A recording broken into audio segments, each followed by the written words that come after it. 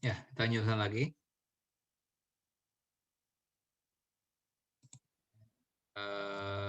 Tadi kita masih bahas mengenai ini. Nah, ya. Jadi kita mungkin salah menyimpulkan, ya. Tapi peluang salahnya itu kecil, ya, yaitu sekitar 4,6%. Nah, mungkin salah, tapi kecil kemungkinan.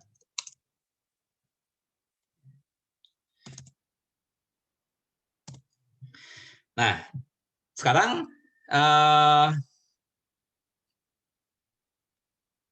kita apa namanya itu mencoba, ya. Ini kan kita sudah mencoba menjawab, ya. Kita sudah mencoba menjawab apa namanya itu kita sudah mencoba menjawab, ya, dengan menggunakan pemahaman mengenai distribusi sampling rata-rata. Ya, kita sudah mencobanya. Nah, kita coba dengan uh, dengan cara yang lain. Ya, kita coba dengan cara yang lain, ya, yang masih mirip dengan yang ini. Ya, kita coba dengan cara lain mirip dengan yang ini. Soalnya masih sama. Ya, soalnya seperti ini. Soalnya masih seperti ini. Ya.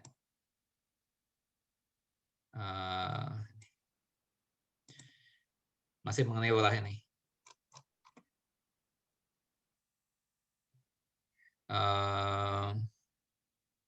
Ya. Kita pertanyaan gini, apakah pernyataan lurah tadi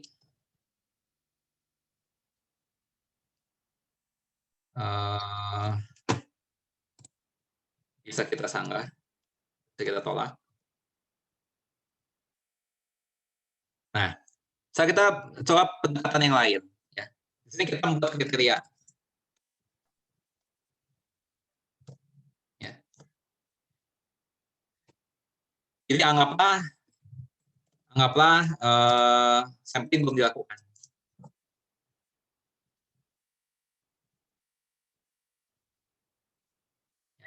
Jadi begitu lurahnya itu begitu lurahnya itu mengatakan bahwa rata-rata pendapatan 10 juta itu, ya, kita belum melakukan sampling, ya. Tapi kita sudah punya keinginan, untuk membuktikan itu, ya, membuktikan atau menyanggah itu.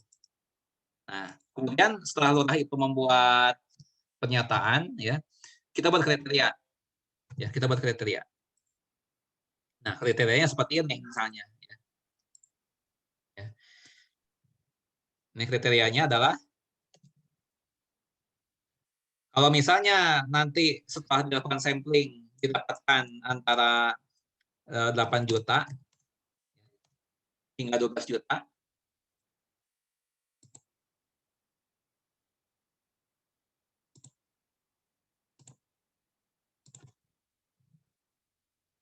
nah ini sampai 12 juta,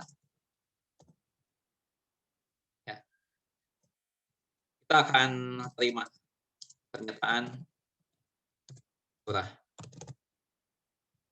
Ya.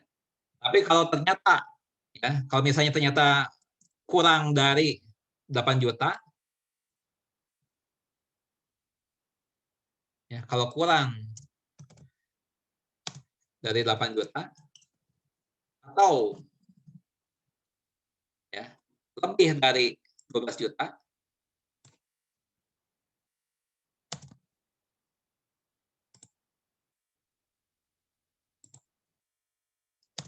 nah itu kita tolak.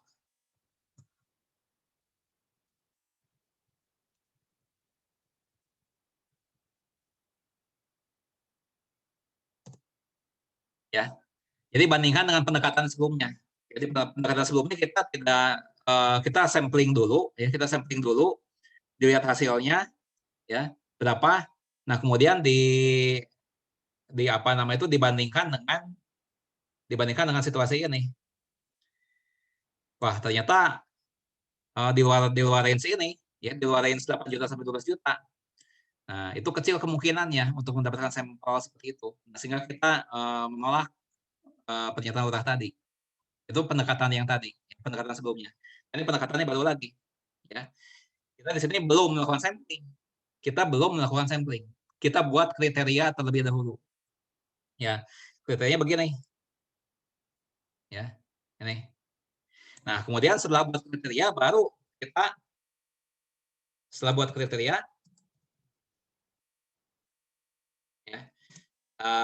buat kriteria kita lakukan sampling. Kita baru melakukan sampling. Ya. Nah, ternyata hasil sampling menyatakan 3 juta.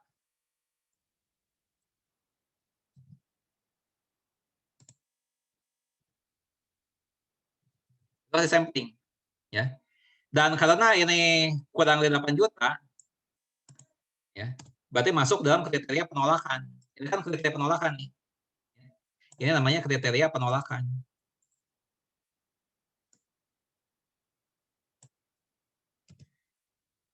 Ini namanya kriteria penolakan. Karena 3 juta rupiah rata-ratanya, sehingga kita tolak pernyataan Lurah tadi. Ya. Nah, apakah mungkin salah kita menolak ini?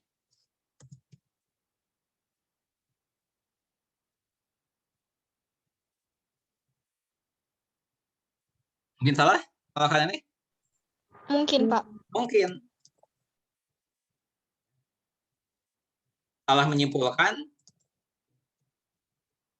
dengan peluang berapa? Kalau kita pakai kriteria ini, ya, kalau kita pakai kriteria 8 juta sampai 12 juta ini, ya, kalau kita pakai kriteria ini, berarti peluang kita salah menyimpulkan ya, itu adalah sebesar 4,56%. 4,56%. Nah, peluang salah menyimpulkan ini nantinya di dalam uji hipotesis, ya, ini dinamakan alfa. Ya, nanti kalian akan mendengar istilah alfa ya di dalam pembahasan mengenai uji hipotesis. Nah, ya, alfa ini adalah peluang kita salah. Peluang kita salah ya dalam menolak hipotesis yang seharusnya diterima. Ya. Ini namanya adalah peluang terjadinya kesalahan jenis pertama. Ini namanya alfa. Ya. Nah, di dalam soal ini itu 4,56%. Ya. Ini namanya adalah taraf nyata. Ya. Namanya taraf nyata. Ya. Makanya di sini di soal tadi kan ada taraf nyata di sini. Nah, lihat. Ya. Ini kan soal mengenai uji hipotesis nih. Ya.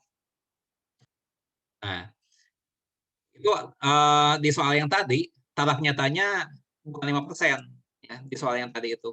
Ya, soal yang tadi ini peluang kita salah menolak hipotesis itu 4,56% di sini. Tapi di soal ini dimintanya 5%. Ya. Di soal ini dimintanya 5%. Nah, di sini kita perhatikan ya bedanya di tahap di analisa yang kedua ini, ya kita membuat kriteria dulu, baru melakukan sampling. Ya. Nah inilah ya yang dilakukan di dalam uji hipotesis. Ya. Kalian kan diminta baca artikel kan mengenai uji hipotesis ya. Dan kalau kalian artikelnya kan ini nih, sebentar ya saya ini.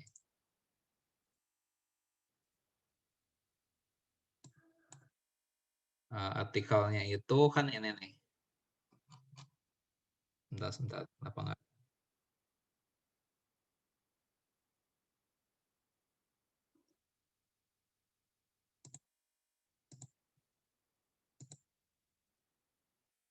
Sebentar, ini kenapa nggak ada?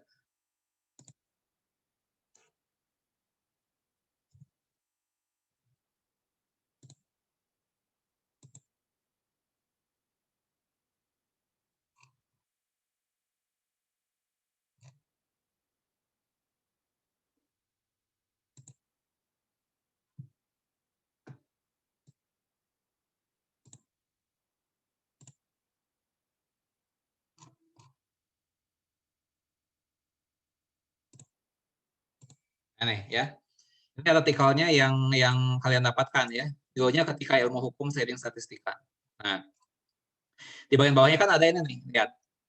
Cara menguji hipotesis statistik ya. Lihat, cara menguji hipotesis statistik. Nah, kalian bisa apa namanya? Bisa klik di sini ya. Nanti akan muncul ya. Akan muncul ini nih.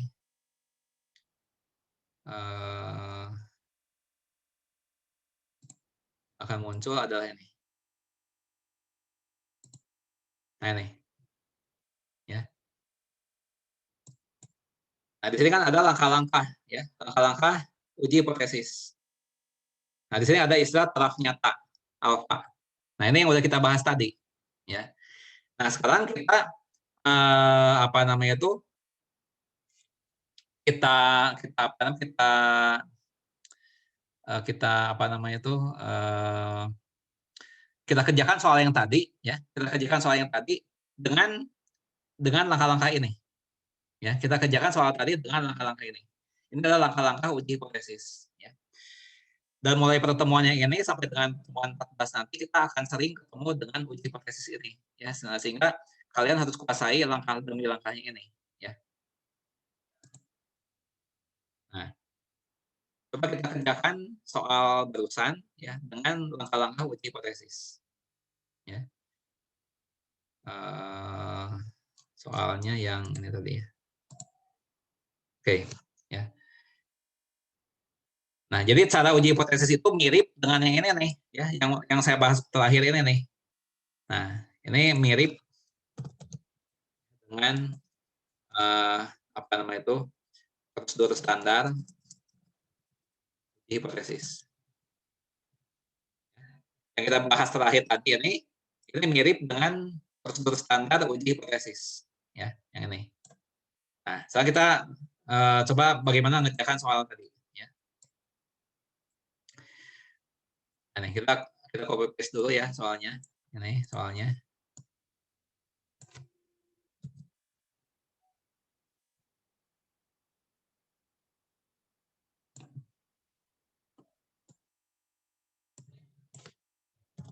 Nah, ini. Ya, jawab.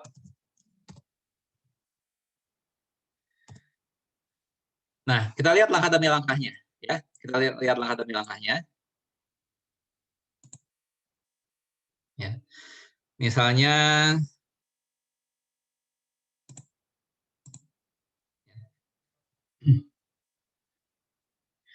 nah, tentukan hipotesis nol, ya. Itu langkah pertama, tentukan hipotesis nol. Nah, di sini hipotesis nolnya adalah pernyataan lurah yang tadi, ya. Pernyataan lurah yang tadi. Ini sama dengan 10 ya. Nah, itu namanya hipotesis nol, ya. Nah, hipotesis nol itu ya adalah pernyataan mengenai nilai parameter populasi yang dibentuk guna menguji evidensi numerik, yaitu pengertian hipotesis nol, ya. Nah, kemudian dalam uji hipotesis statistik ya, H0 itu selalu dipasangkan dengan hipotesis tandingan ya. Nah, ini adalah pernyataan yang akan diterima jika data hasil sampling memberikan cukup bukti bahwa hipotesis nol salah. Itu hipotesis tandingan ya. Nah, di soal ini hipotesis tandingannya adalah rata-rata tidak sama dengan. Tidak sama dengan 10 juta. Ya. Nah, artinya nanti ketika misalnya ini ditolak, ya, misalnya H0 ditolak misalnya, maka nanti kesimpulannya akan menjadi seperti ini. Ya, jadi H1 ini akan diterima apabila nanti H0 ditolak. Ya. Ya, jadi ini H0 ini nanti bisa diterima, bisa ditolak. Sama halnya seperti yang tadi. Nah ini, kita kan buat kriteria nih. Kita buat kriteria seperti ini. Nah, ini bisa diterima, bisa ditolak. Ya. Ini bisa diterima, bisa ditolak. Ya. Kriteria 8 juta sampai 12 juta ini. Ya. Nantinya bisa diterima, bisa ditolak. Nah, itu adalah H0 dan H1. Ya. Berikutnya adalah ya, tahap ketiga. Langkah ketiga. Ya. Tentukan taraf nyata atau alfa yang dikehendaki. Ya. Nah, itu langkah ketiga. Nah, kalau di dalam soal-soal statistik, alfanya diketahui. Ya. Alfanya itu diketahui. Di sini alfanya diminta 5%. Nih, ya. Mengenai alfa sudah kita singgung tadi. Alfa ini, ya. Tadi kan saya bertanya, ya. Ketika kita menolak pernyataan lurah tadi, ya, apakah mungkin salah tidak penolakan ini? Mungkin saja kita mungkin salah menyimpulkan, tapi peluangnya kecil, yaitu sebesar 4,56%. Nah, inilah alfanya nih, ya, alfa taraf nyata. Peluang salah di dalam menolak hipotesis yang seharusnya diterima. Ya, di dalam statistik dinamakan kesalahan jenis pertama. Ya. Peluang salah di dalam menolak hipotesis yang seharusnya diterima. Nah, tapi di soal ini dimintanya bukan 4,56%. Di soal ini dimintanya adalah 5%. Ya. Nah, kalau tadi kan kita membuat kriteria dulu, ya, baru alfanya menyusul belakangan. Kalau tadi kan begitu, ya. Nah, kalau ini kita tidak buat kriteria dulu, tapi alfanya ditetapkan dulu nih, 5%. Ya. Nah, baru setelah itu, ya, setelah menentukan alfa, kita apa namanya itu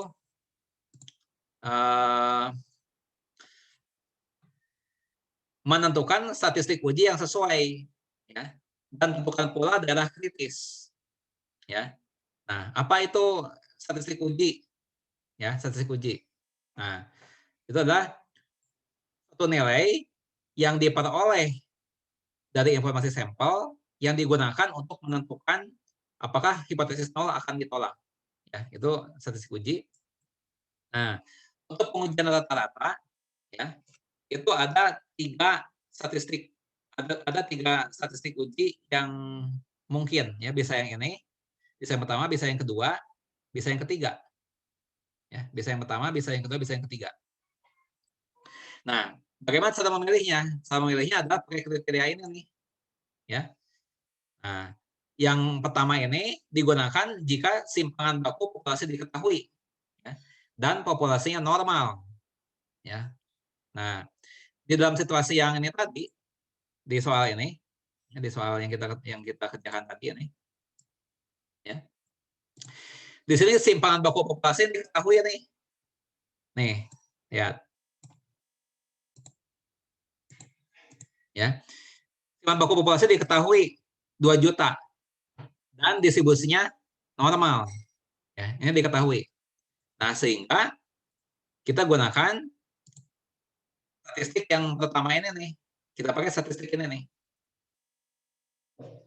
Ya. Karena diketahui simpangan baku, populasi, dan populasinya pada distribusi normal. Ya. Nah, jadi untuk soal ini kita pakai statistik Z, ya, yang tadi. Sebentar. Nah, jadi statistik ujinya adalah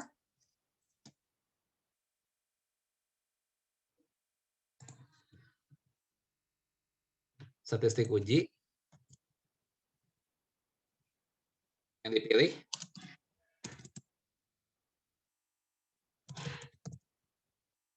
Ya, itu adalah Z sama dengan ya, Z sama dengan X bar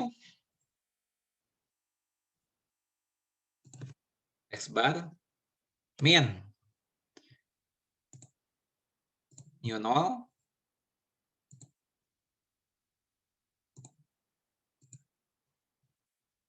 dibagi sigma pada akar N.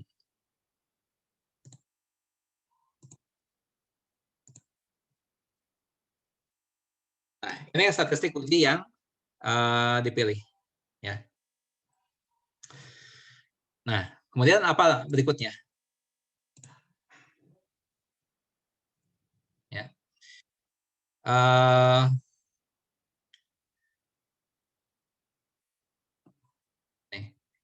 Tentukan statistik uji yang sesuai dan tentukan pula daerah kritis. Ya, daerah kritisnya. Ya, daerah kritisnya ini. Nama lain daerah kritis adalah daerah penolakan. Ya. Nama lain dari daerah kritis adalah daerah penolakan. Ya. Nah, jadi kita lihat bahwa H1-nya kan tandanya tidak sama dengan tadi H1-nya. Ya. Tadi kan H1-nya adalah mu tidak sama dengan Rp 10 juta. Tadi kan H1-nya begitu. Yang digunakan tandanya tidak sama dengan. Tapi daerah kritisnya ini nih. Daerah kritisnya ini nih. Yang dipakai. Ya. Nah, ini daerah kritis. Daerah kritis.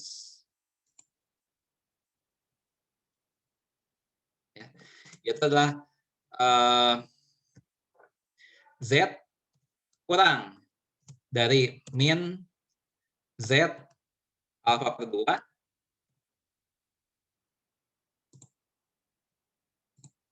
alfa per 2 ya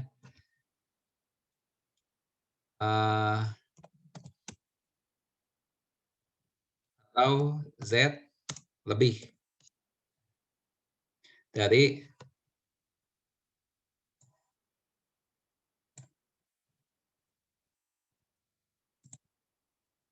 ini atau Z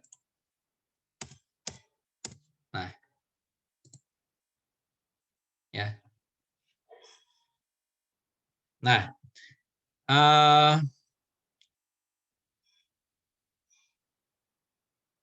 di sini alfanya berapa?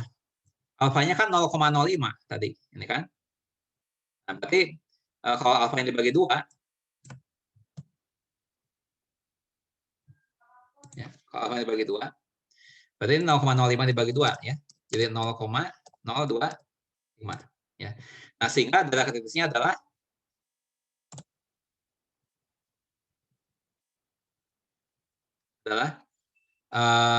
Z lebih kecil dari min Z 0,025 atau Z lebih dari Z 0,025. Nah, berapa ini? Ya. Berapa Z ini? Z 0,025 itu berapa? Kita lihat di sini di nah, ya.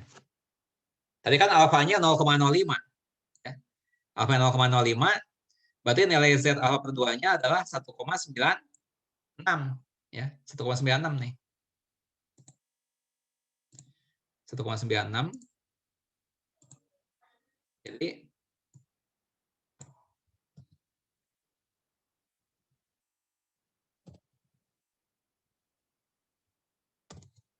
ya, Z kurang dari min 1,96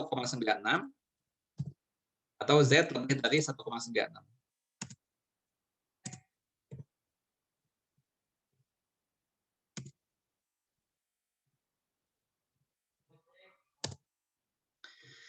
Ya.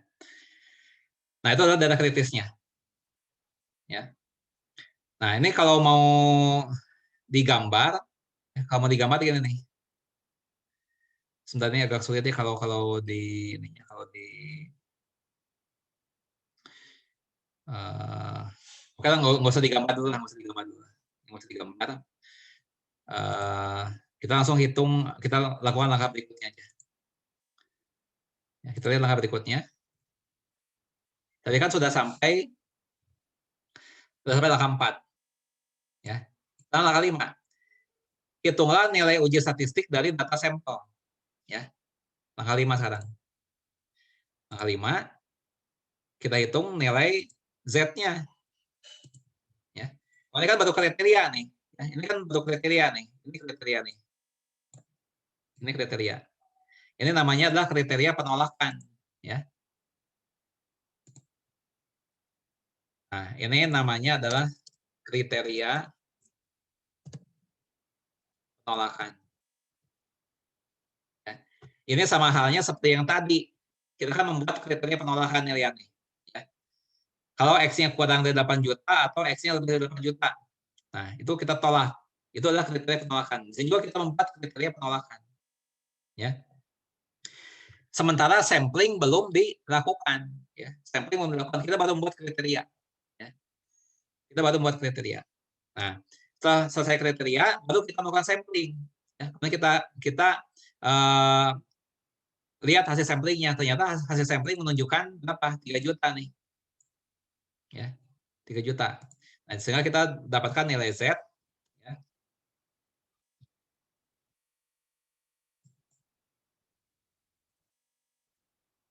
Kita dapatkan nilai Z.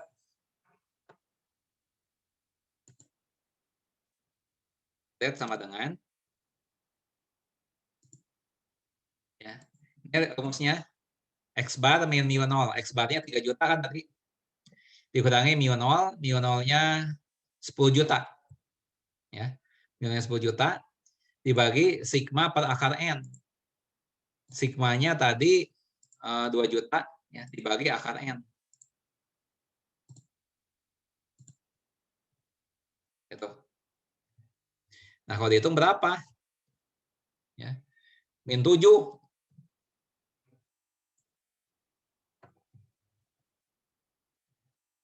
Min 7. Nah, ya. Min 7. Kita lihat langkah berikutnya apa? Langkah berikutnya adalah kita menyimpulkan apakah terima atau tolak. Ya. Kita lihat terima atau tolak. Di sini kan Z-nya min 7. Ya. Sementara kalau dalam kriteria penolakannya adalah kalau Z-nya kurang dari 1,96 atau Z-nya lebih dari 1,96. Ya, itu kita tolak. Nah, ini min 7. Min 7 itu kan kurang dari min 1,96.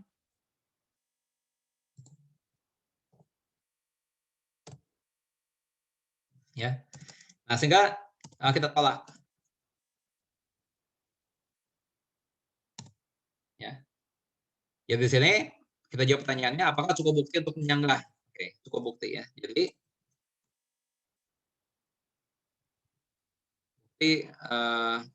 atau hasil sampling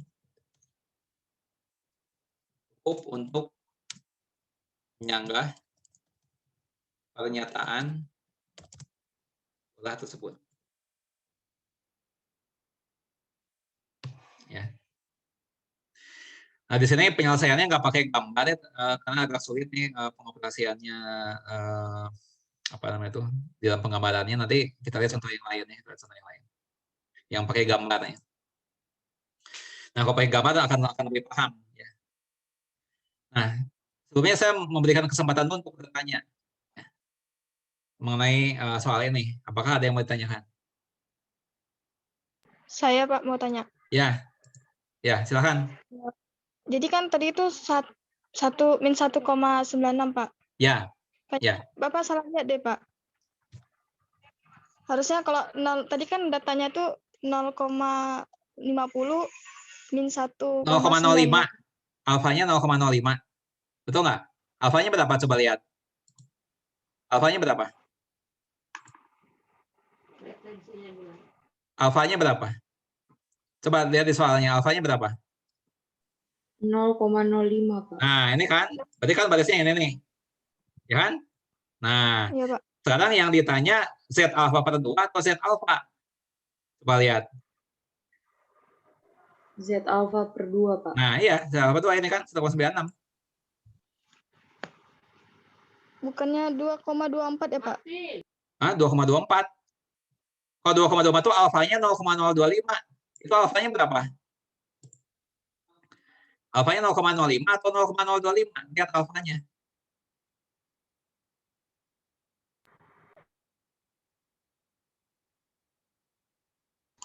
Maaf Pak, mungkin Marta itu tanyanya yang ini Pak, yang alfa per 2 itu kan 0,05 bagi 2 sama dengan 0,025. Ya. Mungkin yang dikatakan si Marta itu yang itu Pak. Jadi daerah krisisnya adalah yang Z kurang dari 0,025 itu Pak, bukan yang 0,05.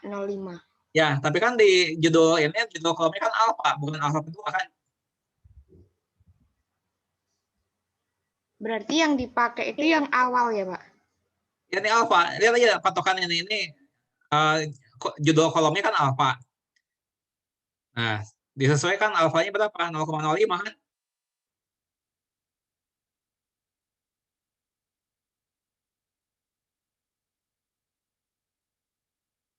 Ayo coba yang jelas. Maksudnya kalian harus paham betul ini, harus betul. Tanyakannya sampai jelas. Kan yang ditanya kan alfanya 0,05. Nah, namun yang dipertanyakan adalah Z alfa per 2 kan? Ya, berarti pakai yang ini. Karena ini alfa per 2 kan? Jadi udah dibagi duanya di sini. Ini udah terbagi dua ini. Ini udah terbagi dua alfanya. Kalau ini malah nggak dibagi ini. Oh iya, Pak. Ngerti, Pak.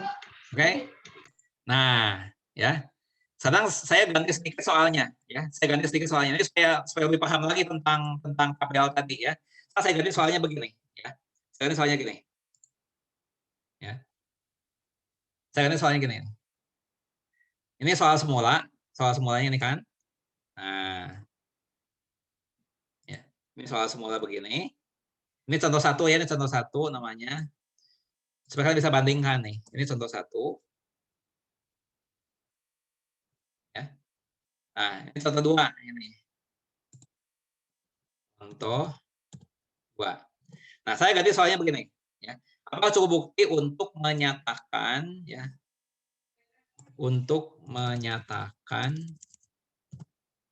bahwa rata-rata pendapatan penduduk, ya, rata pendapatan per bulan penduduk di kelurahan itu kurang dari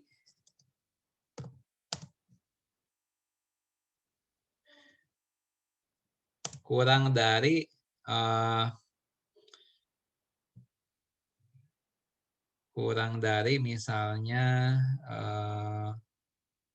10 juta.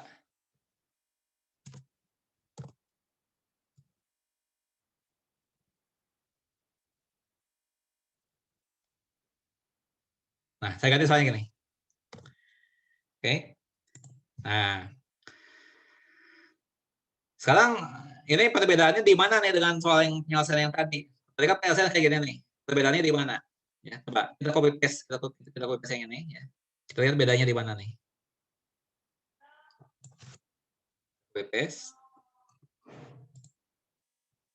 Oke. Soal baru lagi. Nah. Ya. Oke, jawab.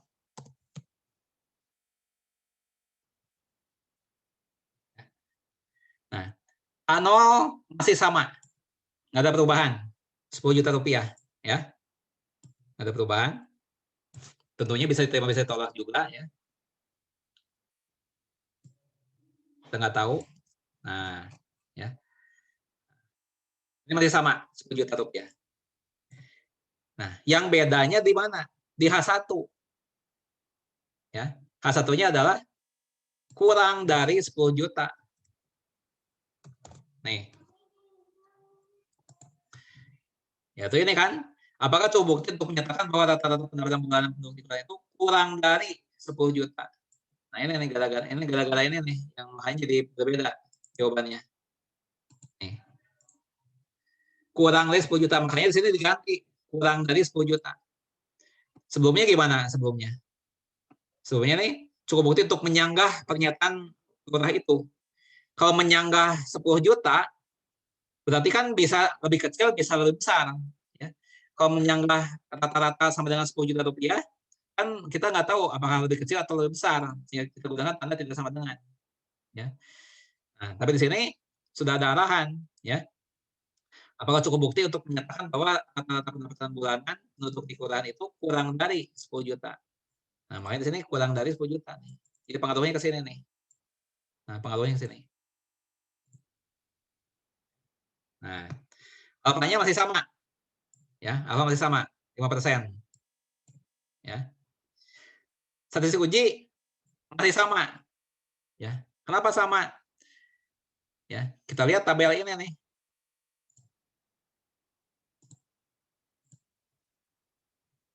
Ini ya. Nah, gunakan statistik ini kalau simpanan baku populasi diketahui dan populasinya normal. Nah, di soal ini kan memang diketahui normal. Ya. Dan simpanan bakunya juga, simpanan baku populasinya diketahui. Ya. Nah, ini kan diketahui ya nih, lihat. Nah, ya. Diketahui normal, simpanan bakunya 2 juta. Nah, ini. Ya. Jadi ini masih sama. Nggak ada perubahan. Ya. Yang berubah adalah darah kritisnya. Ini berubah. Ya. Menjadi Z kurang dari min Z alfa. Nih. Jadi begini sekarang darah kritisnya. Ya. Lihatnya di tabel tadi. Tabelnya nih. Nah, ini kan H1-nya ini kan. Ya. Maka darah kritisnya adalah Z kurang dari min Z alfa. Ya. Jadi di sini alfanya tidak dibagi 2. Ya. Alfanya nggak dibagi 2. Ini nggak dibagi 2. Ya. Jadi darah kritisnya adalah Z kurang dari min 0,05.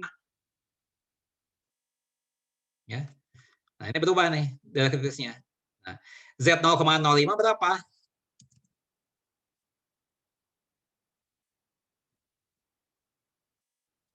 Ya, kita lihat Z 0,05.